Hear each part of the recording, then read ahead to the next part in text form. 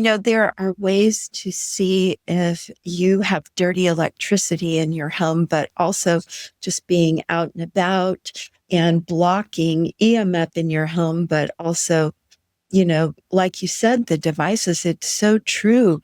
And when you hear those ding, ding, dings and you're interrupted, it just stops the flow of information. So I so appreciate what you said about the connectedness, about relationships and talking.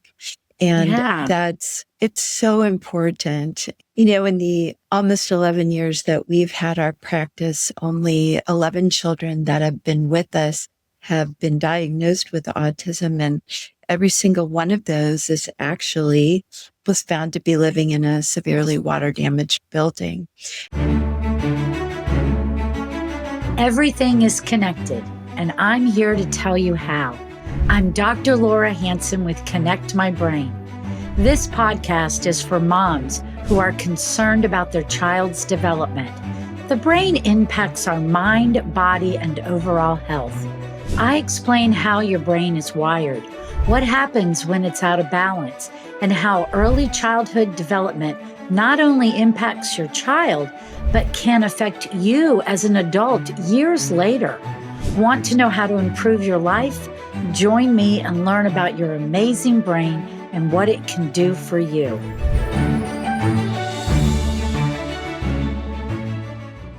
Hi, everybody. Welcome to Connect My Child's Brain. We are so glad that you are joining us.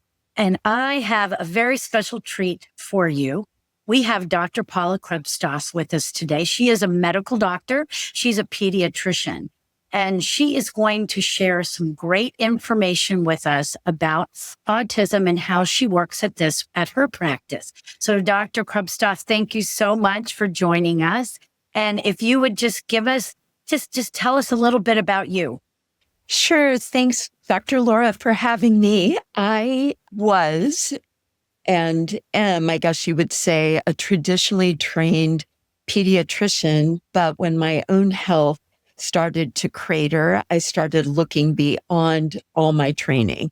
So allopathic or Western medicine, the traditional training, and I maintain my board certification, but my weight ballooned to almost 300 pounds. I knew all the things up here, but I couldn't translate that to my heart and what that meant as far as everyday living. And then unbeknownst to me, I was living in a severely water damaged home, and you couldn't see it, you couldn't smell it, but I developed all these signs and symptoms of what we call biotoxin illness. So I started thinking outside the box. I think it's so cool. Connect My Brain. I actually went to the Dr. Amen Clinic in Atlanta to have my brain scanned, saw all these things. And then the thing that was the linchpin that changed my life and helped me get back on track and translating that to everyday pediatric care was precision genetics. I know you do precision genetics too. We're not talking about what people inherit. We're not talking about deletions or additions, but ways to optimize how our beautiful bodies are supposed to work. So that's what we focus on here. And so in June of 2025, I hung out a shingle, and we have several medical practitioners. We have 2 people who interpret genetics. We see womb to tomb, meaning newborns all the way to adults, because we have a family practice doctor and a pediatric nurse practitioner and family nurse practitioner with us too. So thanks for the opportunity. And that's kind of me in a little nutshell. And I was certified through the Institute for Functional Medicine also. So IFM. Yes, me too. Yeah. Okay. Well, I just love when you and I had a chance for me to be on your podcast, and we both really share the passion of collaboration amongst providers, because like even being a doctor of chiropractic, unfortunately, most people just think, you're just cracking backs, but there's so much more to it. And when we take the time to find out what somebody is actually doing and the results that they're getting, it puts that patient in the middle. Like, what can we do to help that patient? I'm so intrigued by your work with children that are diagnosed with autism or was suspected to have autism. Why don't you share with us about your perspective about what is going on in that population? Our genes have not changed in all these years, and our ability to recognize autism has not changed in all these years. But we have all these children who check the boxes for signs and symptoms of autism. And unfortunately, when you go to the pediatric neurologist, the developmental pediatrician, or the clinical psychologist, they say, yes, your child meets the diagnostic criteria for autism. The only evidence-based therapy is applied behavioral analysis. Get your affairs in order, because when you're gone, who's going to take care of your child? There is no emphasis on lifestyle, no emphasis on the poisons that they put in their mouth on a daily basis. There's no coaching on how to optimize the symphony of their body. So when I graduated from medical school in 1990, the rate of autism was about 1 in 10,000. And now it's published that it's approximately 1 in 31. And in some states, it's much greater than that. We also see that, it's more prevalent in boys. And I think you'll kind of resonate with this, is that there's a system called the vestibulocochlear system, how you receive information through your ears and your eyes and how it all integrates. And little boys mature later than girls. And so you'll see a little girl holding a baby doll, stirring a pot on her pretend stove, pretending to talk on the phone, multitasking and doing all those things, just like her mommy. Then you'll see a little boy at the same age, lining up his cars, doing something a certain way. But it's the exception when you have a little boy whose vestibulocochlear system integrates sooner. So if we introduce an aggressive inflammatory trigger or triggers into the immune system during this very vulnerable time period where so much cognitive and neurologic, immune and endocrine development is taking place, we hurt our children. And that is exactly what we've done. I'm sure you've seen that, just this increase. Yeah.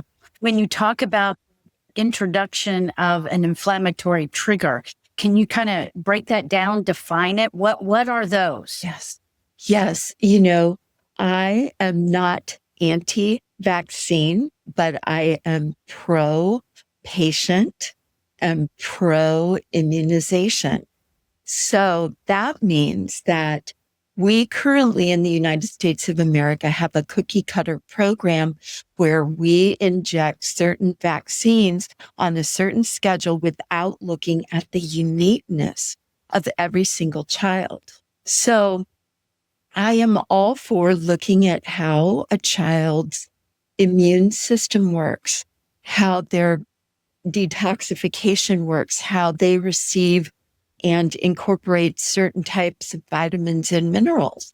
And so why should we introduce 84 vaccines before the age of, 18 years of age? And when we add a partial live virus vaccine, such as measles, mumps, rubella, and varicella at a certain age, that is where I hear almost every week or in every encounter with a parent that they saw these milestones go away. Like their child stopped making as good of eye contact, or they started to stop speaking, or they developed obsessive compulsive disorder or tics. And they developed just these sad eyes where there's just nothing there.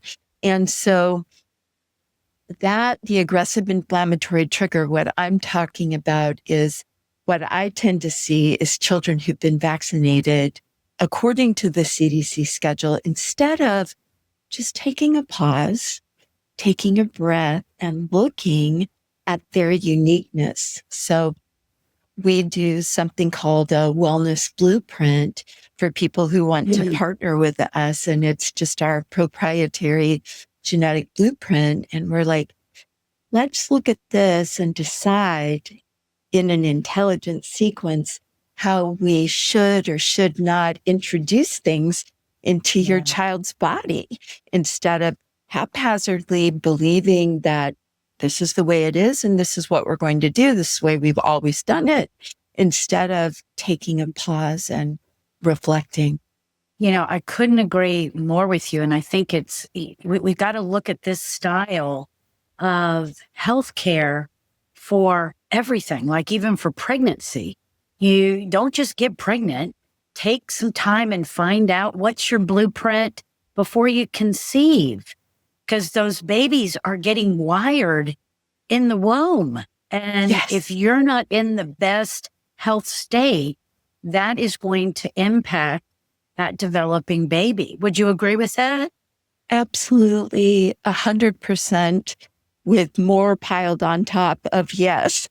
It's that, mom, you want to create an environment where you're eating non-inflammatory foods, and the air that you're breathing and the skin what is impacting your skin. So we know that so many people live in water damaged structures. So there's a wonderful way to test your home.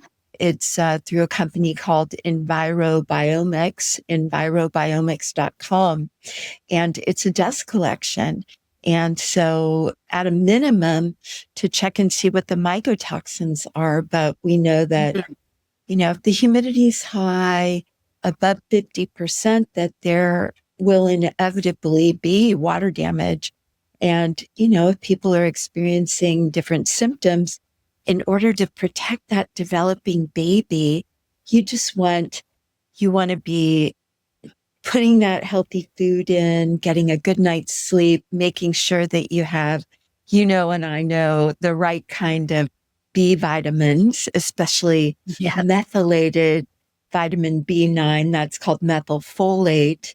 And that helps with something called cerebral folate receptors. It's all of that cognitive development that takes place in embryogenesis from weeks 8 to 14. So if you can't read or if you can't pronounce the ingredients on the food, it's not food. So just get rid of it, get rid of the dyes, get rid of the monosodium glutamate, and try to do organic according to environmentalworkinggroup.org and those kind of things. It's what we do every day.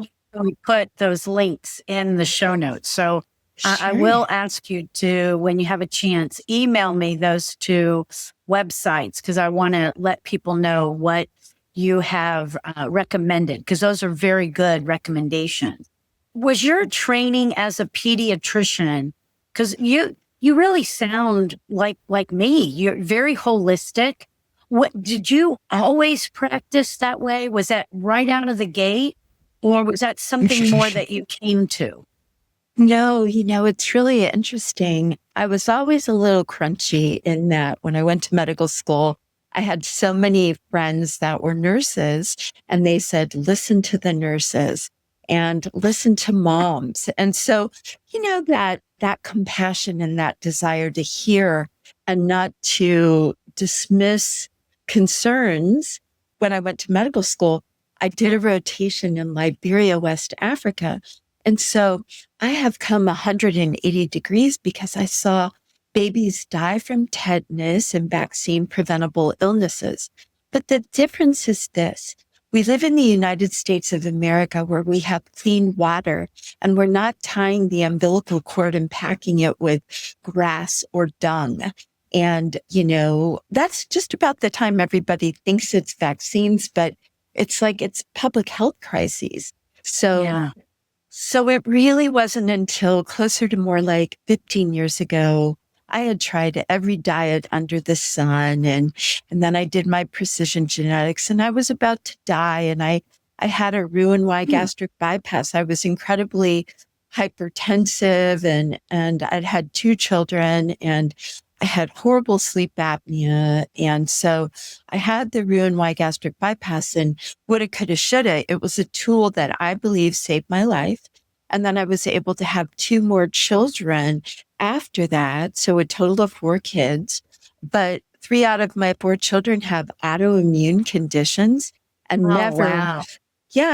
never once in the rheumatology clinic did they ask me, what is your daughter with juvenile idiopathic arthritis eating? Just the basic things that we think about, as far as functional. So no, I wasn't always this way, and it was my own health failing, and then looking into IFM and the Amen clinics. And, why did I struggle with clinical depression for, 27 years and take 11 to 13 different antidepressants, and then did my precision genetics, and I no longer take, antidepressants and got off of those things. So no, I wasn't crunchy all those years. No. You may have had a little flare, but it's the journey, and I can definitely appreciate that, because I started off as a traditional chiropractor, and it was my son that actually opened up my eyes. And of course, my training in chiropractic was, the body can heal, and so I came into the equation. Well, wait a minute, we can't have a handicap. We have to be able to fix it. And it's always brought me to the why. And now, of course, that's exactly how I practice. Everything is, okay, your child may have trouble paying attention, but why?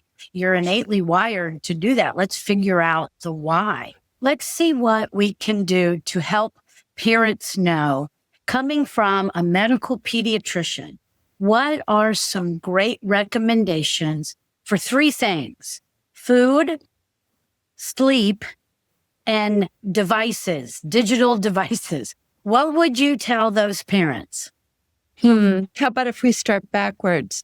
Ditch the devices and use blue light blocking glasses. But Oura rings work really, really well for bigger people, but not so much little ones. But as far as food goes, because we know that gliadin, it's a protein that comes from gluten, and that's barley, rye, oats, wheat, and spelt.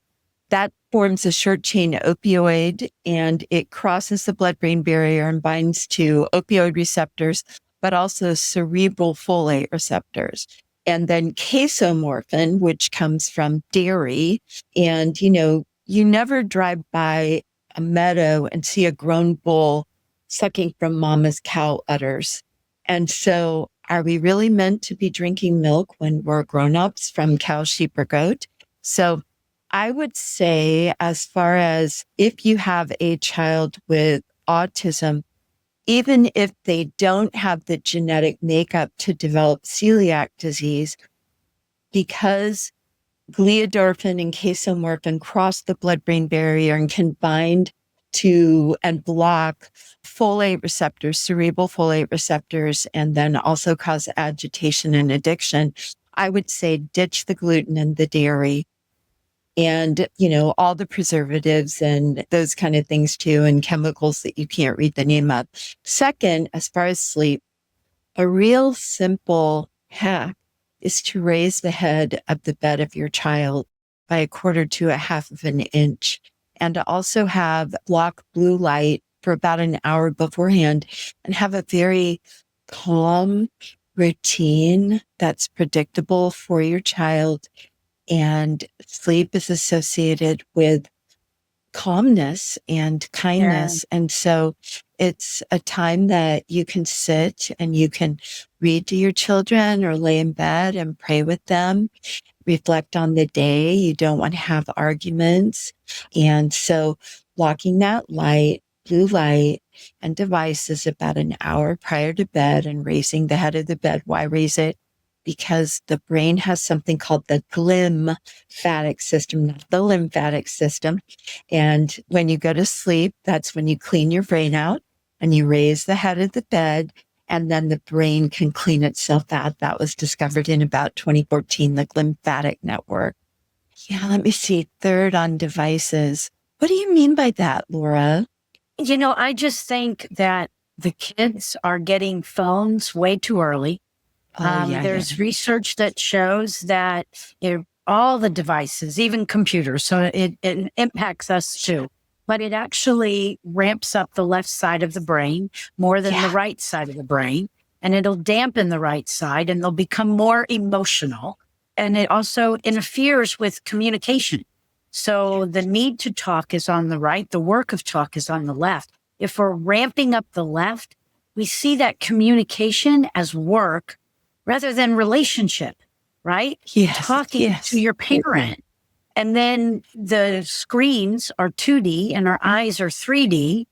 And then the dopaminergic change that happens because everybody's scrolling up all the time, that also leads to addiction. So that's the kind of stuff I just, I don't think we're talking about it enough. I really don't. Yeah, really, I completely agree with you. And, the thing about the skull and the calvarium of children is that it's much more permeable because the skull itself is not ossified or bony. So we know that when you put a phone right up to an ear of a 5-year-old or a 3-year-old child, the electromagnetic fields and radiation goes all the way to the other side. I use RadiArmor, which is radiation protection, and I have something on my desk called a Defender Shield that blocks EMF.